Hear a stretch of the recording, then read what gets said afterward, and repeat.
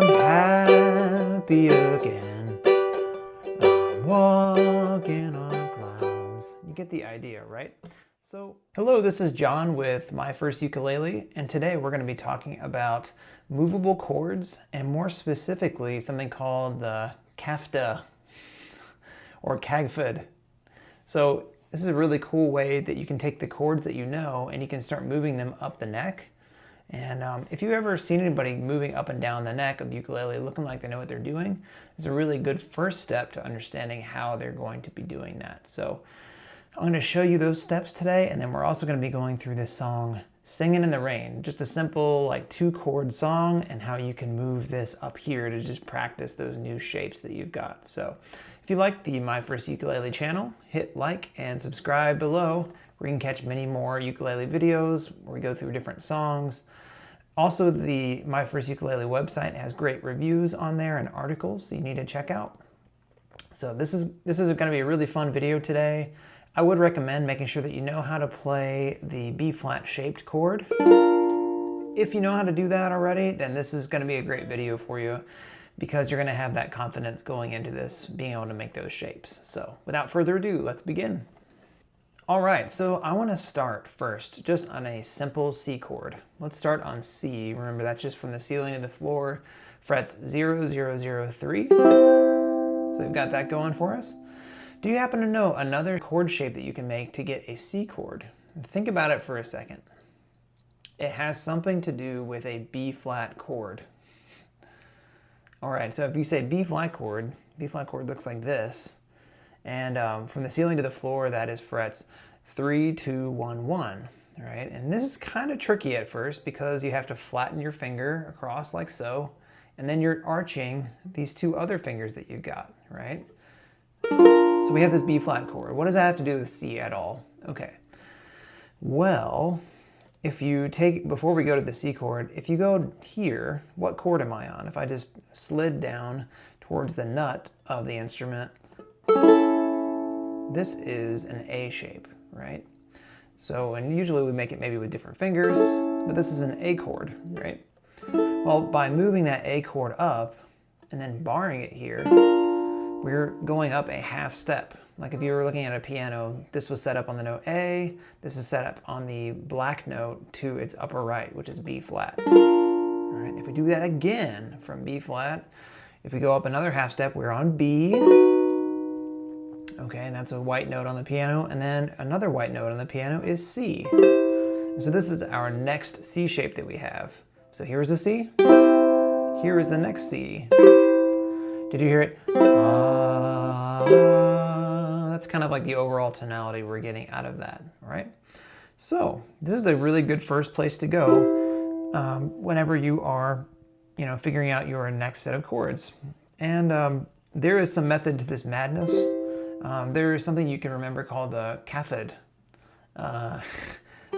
So we have a C chord, and the next chord shape that we made was coming from the A shape, right? This is not necessarily an A that we have here, but it's an A, it stems from the A shape. So CA, Ca, right? And then I'm gonna just go over this so you can kind of hear what it would sound like. So let's do Singing in the Rain with just normal C. We're not gonna go through the whole song, we're just gonna strum through, and then I'm gonna stop, and then I'm gonna play it up here. 1, 2, 3. I'm singing in the rain, just singing in the rain. Let's do it again, but this time let's make that B-flat shaped chord that we've got, and we're gonna do it on the 3rd fret. 1, 2. I'm singing in the rain, just singing in the rain. Let's stop right there. So it has a higher tonality to it. So we did C here. We did this position next, which is the B-flat-ish shape coming from the A chord. Well, we have 2 different areas we can go to, okay? And you can make a G-shaped chord, but you're probably not going to want to because it's a little bit annoying to do, and there's not much of a sound difference to it. Okay, so this is our A-shaped. If you replace this ring finger with a pointer finger, and then you make a G-shaped chord. Okay, now I'm telling you, this is not an easy shape. This is one I do not use very often, but do you see how I'm making a G chord here, but with my middle, my pinky, and my ring finger, right? Right? Even without this, this like G note that I've got here. So yeah, it's just kind of like making G. And notice, like, in order to make that shape and slide it up the neck, I'm gonna have to, I would basically have my finger back here where the knot is, and then I'm just sliding that up to that position that we've got, right? So we've got, so this is set up on the 5th fret, right? That is one that you can use. I have only seen this shape in one song out of a book that I've been playing out of, and it's What a Wonderful World, and it's because the bass note goes up a half step. And then it goes, so it might be a G chord, and then it goes to like, it goes to a G sharp. What a wonderful world. And it would, what a wonderful world. So it has that kind of root movement to it. So you can get very specific with where you want your chords to be voiced once you know this technique too. Again, I don't use that chord very often, so we're gonna kind of treat that G-shaped chord as if we're not really gonna do it. We're just gonna do C, A, F, and D shapes, and that's gonna be good enough for us today, okay? So we have C, A, the optional G shape that we have up here. And then the next one we're gonna have is an F shape, okay? And the F shape sounds a lot like that G shape, which is why I'm not using it. Okay, here's this one, here's the F shape. Okay, and I'm gonna help you out here. What I do is I bar all of fret 7, and then we make an F shape on top of that. So with my ring finger, I'm on 9, and then I'm on 8 with my middle finger on the 2nd fret. 2nd string, not fret. Okay, so that's the next one we have. So why don't we try this out? I'm singing in the rain, just singing in the rain. Good, and then we basically have one more spot to go, but if you ever have played the F chord, you know that you can also add like a C on top of that to get a different voicing. Da, da, da, da, da, da, da, da, da. Right, so if I'm up here, you can add that pinky onto this fret 10 here, if you like. That definitely will help get a different voice. And then the very last one we have is like way up here, and my ukulele the neck has bent a slight bit, so it's gonna sound a little bit out of tune for you possibly, but what I'm doing is I'm playing the octave from where we started. So I have a C here. If I take that, so I have to bend it to get it in tune because it's a little bit out of tune. I'm setting up here on fret 12. And I'm barring all of that, and then I've got fret 15 with my ring finger. So I definitely recommend doing this on a tenor ukulele. If you have one, you have a little bit more space to move around. I could not do this on my soprano ukulele at all. It would not be enough room, so. All right, so what I'm getting to with this next, now we've started singing in the rain, but I wanna make sure that you can get back and forth to your 2 different chords that we have, right? So remember the phrase CAgFD. It's like cafe, but we're replacing the E with a D, CAgFD, all right? So you know these shapes now that we have. And then if you want to do that, you can. And then we have this one, right?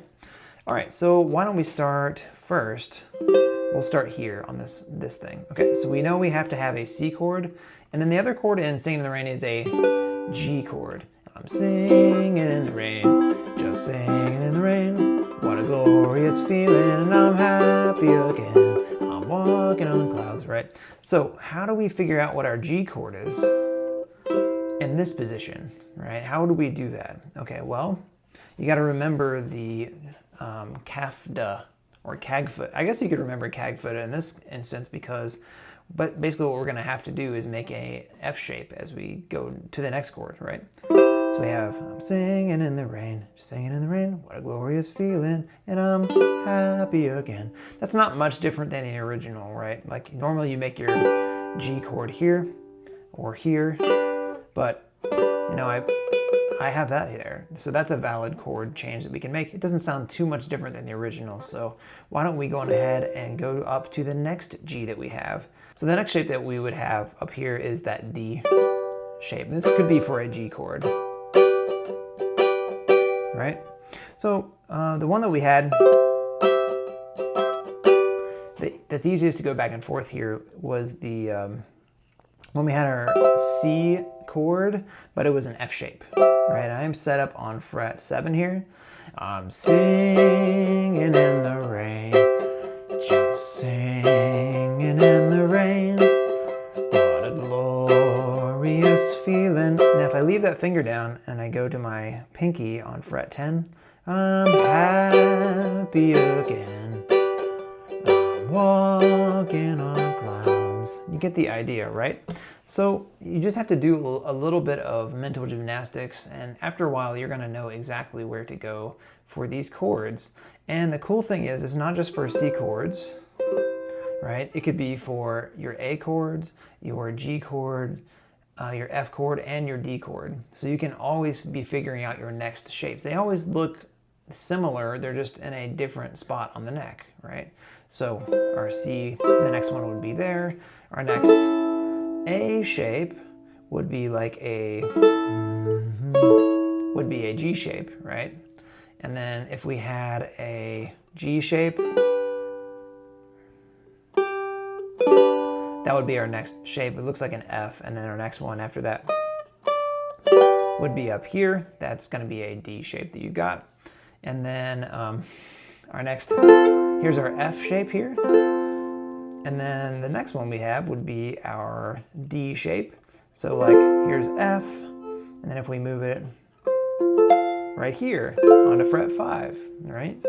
And then finally our D chord, CAgFD. So after D, we were going to circle back around to a C shape. So there's that. That's right. That's our C shape next, right? And it goes on and on.